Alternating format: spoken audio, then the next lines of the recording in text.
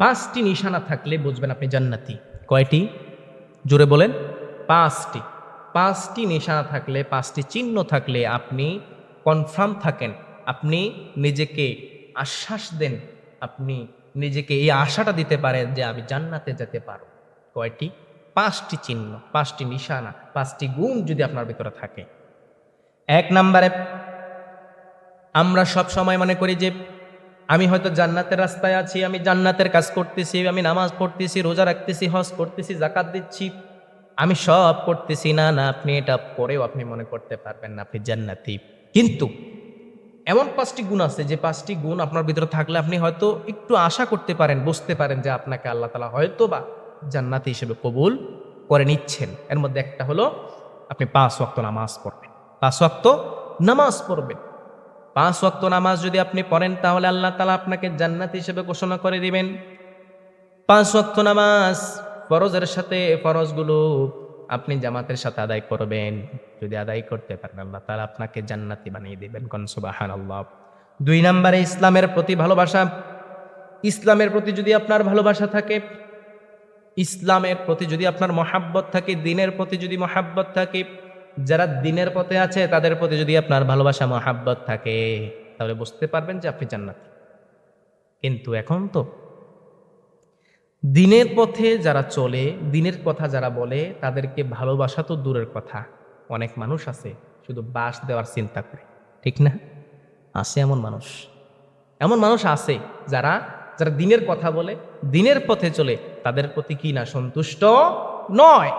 তাহলে যদি আপনার ভিতরে দ্বীনের কথা, দ্বীনের পথে যারা চলে এবং দ্বীনের কথা যারা বলে তাদেরকে ভালোবাসা লাগে, এবং দ্বীন ইসলামের প্রতি যদি ভালোবাসা এবং মহাব্বত থাকে, তাহলে অবশ্যই আপনি জান্নাতি হতে পারেন। 3 নম্বরে, বিপদে যদি ধৈর্য ধারণ করতে পারেন, কারণ আল্লাহ তাআলা বলেছেন আমি তোমাদেরকে বিপদ দিয়ে পরীক্ষা করব।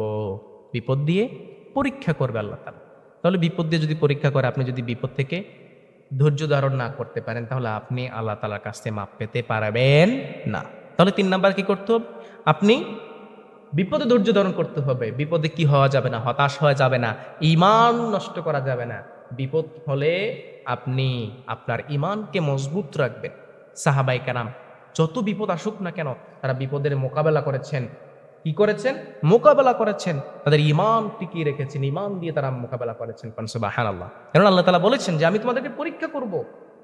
তোমাদেরকে আমি কি করব? পরীক্ষা করব।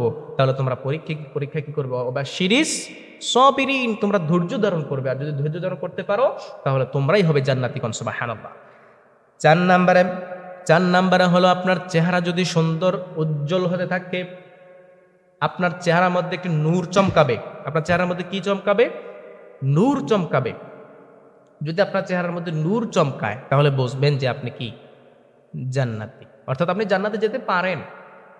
কি চমকালে? নূর চমকালে। দেখবেন অনেক কালো মানুষ আছে, কালো, কিন্তু তাদের চেহারার মধ্যে আল্লাহ তাআলা এমন নূর দিয়েছেন, এত সুন্দর লাগে। অনেক সুন্দর মানুষকে এত সুন্দর লাগে না, ঠিক না? দেখবেন। তাহলে তার কারণ কি? তার কারণ হলো যে সে ভালো আমল করে, ভালো কাজ করে, সে আল্লাহর রাস্তায় চলে, আল্লাহর কথা মানে, আল্লাহর দ্বীনের পথে সে অবিচল থাকে, যার কারণে তার চেহারার মধ্যে আল্লাহ তাআলা নূর দিয়েছেন। আর অনেক মানুষ আছে যারা সুন্দর, একেবারে সাদা সুন্দর, কিন্তু আল্লাহ তাআলার আইন মানে না, আল্লাহ তাআলার হুকুম মানে না, আল্লাহ তাআলার সাথে কি করে? নাফরমানি করে। দেখবেন তাদের চেহারার মধ্যে কোনো মায়া নাই, কোনো নূর নাই, ঠিক না? তাহলে 4 নাম্বার হলো চেহারা সৌন্দর্য বাড়বে।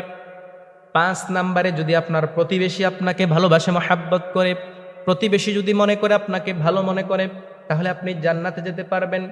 তার কারণ হলো প্রতিবেশীর হক যদি আপনি আদায় না করেন, তাহলে প্রতিবেশী আপনাকে ভালোবাসবে না, ভালো বলবে না, ঠিক না? প্রতিবেশীর হক যে ব্যক্তি আদায় না করতে পারবে, সে জান্নাতে যেতে পারবে না। আর যদি প্রতিবেশীর হক আপনি আদায় করতে পারেন, তাহলে অবশ্যই আপনাকে প্রতিবেশী ভালোবাসবে, ভালো বলবে। আর যদি প্রতিবেশী আপনাকে ভালোবাসে, ভালো বলে, তাহলে অবশ্যই আপনি জান্নাতি। তাহলে এই 5টি নিশানা, 5টি গুণ, 5টি চিহ্ন যদি আপনার ভিতরে থাকে, তাহলে বুঝতে পারবেন যে আল্লাহ তাআলা হয়তো বা আপনাকে জান্নাতে দিতে পারে।